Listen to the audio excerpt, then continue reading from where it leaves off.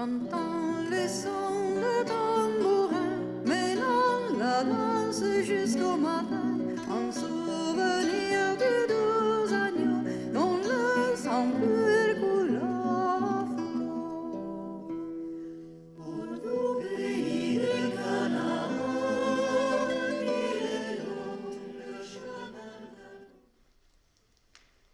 Nous voici aux deuxième rencontre du portrait des saints, une méditation sur Saint Joseph, époux de Marie. Et la première méditation, vous la trouvez sur notre canal YouTube, publié le 16 mars, mardi passé. Et nous écoutons maintenant la deuxième partie du portrait de Saint Joseph.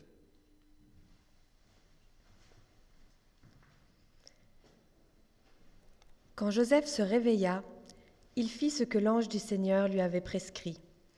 Il prit chez lui son épouse. C'est ainsi que le mariage fut célébré en toute solennité et que le couple se prépara à la naissance du Fils de Dieu, auquel l'ange avait promis le trône de David, son père, et le royaume éternel.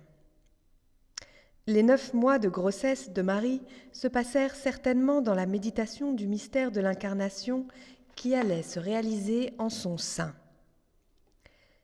L'Évangile ne nous dit rien de ce temps béni.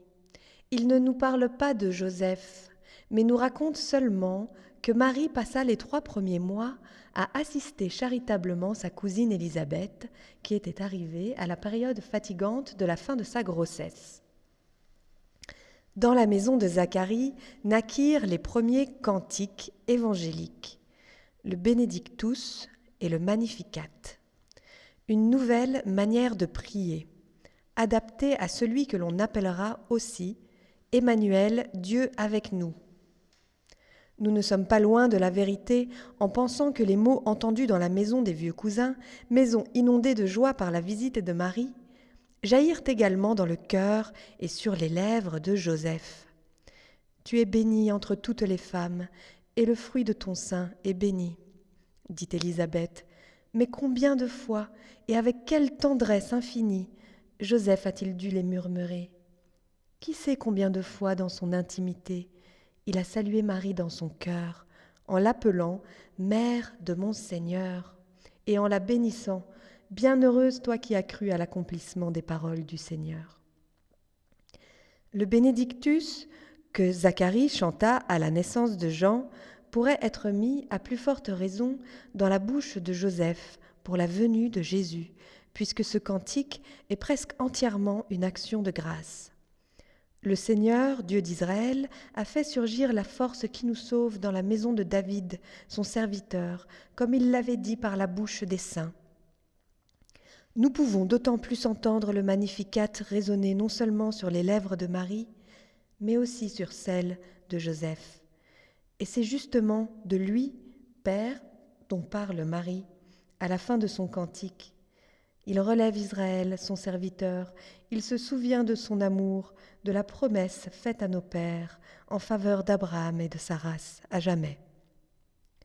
Comme la généalogie nous l'a rappelé, Joseph est bien l'héritier de la maison de David, l'héritier de la bénédiction promise à Abraham. Quelques mois plus tard, Joseph fut appelé à retourner dans sa ville, en vue du recensement de toute la terre décidé par Rome. Joseph monta de Nazareth, en Judée, dans la ville de David, appelée Bethléem, parce qu'il était de la maison et de la famille de David, pour se faire enregistrer avec Marie, son épouse, qui était enceinte. L'Évangile, écrit en grec, appelle ce décret impérial le dogme émis par César Auguste. Les affaires décidées par les hommes et celles décidées par Dieu s'entremêlent dès lors de façon inextricable. L'Empire romain fut mis à contribution pour que Bethléem devienne le centre du monde et de l'histoire, entraînant Marie et Joseph dans un fatigant mais glorieux voyage. Pendant qu'ils étaient en ce lieu, il arriva que le temps où elle devait accoucher s'accomplit, et elle enfanta son premier-né.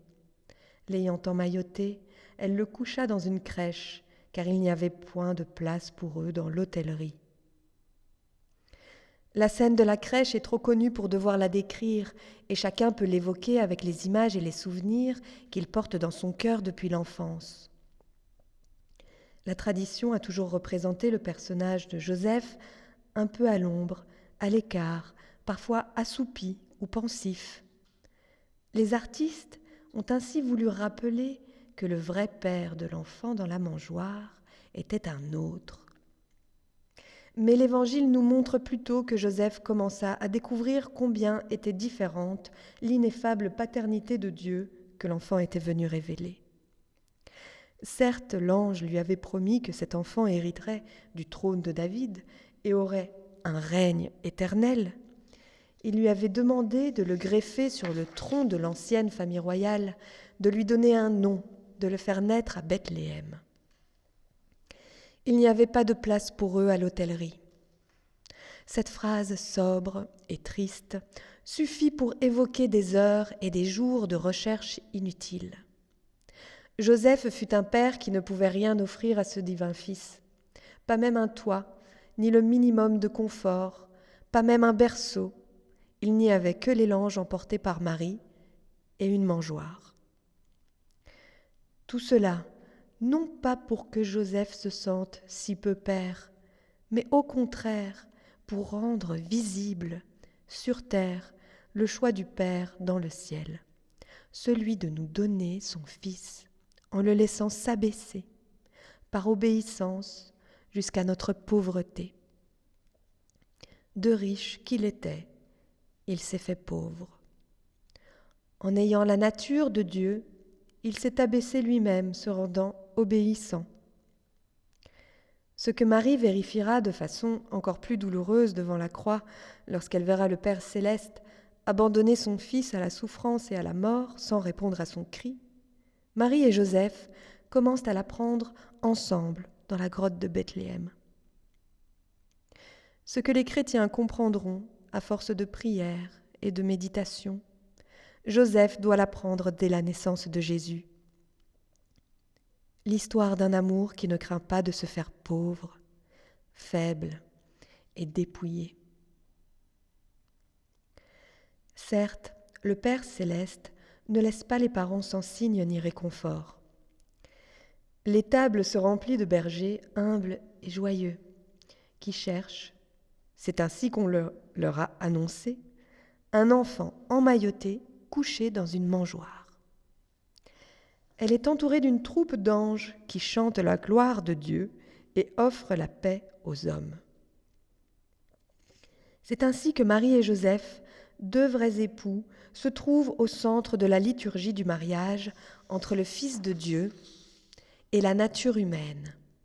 Avec les bergers, ils contemplent dans l'enfant l'embrasement amoureux de deux natures inégales, divines et humaines. Marie gardait tous ces événements et les méditait dans son cœur. Tous les événements tendaient vers une certitude. Son Fils était né pour le salut de tous. Ainsi, Marie et Joseph savaient bien qu'ils appartenaient totalement à l'enfant, mais que l'enfant ne leur appartenait pas uniquement. C'est pourquoi, lorsqu'après 40 jours, ils portèrent l'enfant au temple pour l'offrir au Seigneur, selon ce que la loi de Moïse avait prescrit pour tout premier-né, ils eurent l'intuition de la valeur unique et universelle de cette offrande.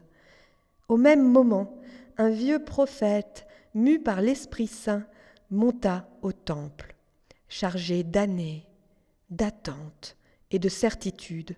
Il arriva au temple, sûr de pouvoir contempler de ses propres yeux la consolation d'Israël, puisque Dieu le lui avait promis.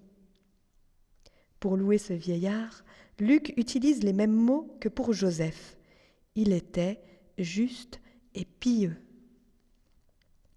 C'est pourquoi l'enfant passa des bras de Marie et de Joseph à ceux de Siméon, comme si on le mettait dans les vieux bras du monde. Le vieux prophète proclama que cet enfant était le salut préparé à la face des peuples et lumière des nations. Il bénit les parents, entrevoyant déjà pour la jeune mère toute la douleur qui, un jour, la transpercerait. Une vieille prophétesse arriva elle aussi en louant Dieu. Elle parlait de l'enfant à tous ceux qui attendaient la rédemption d'Israël.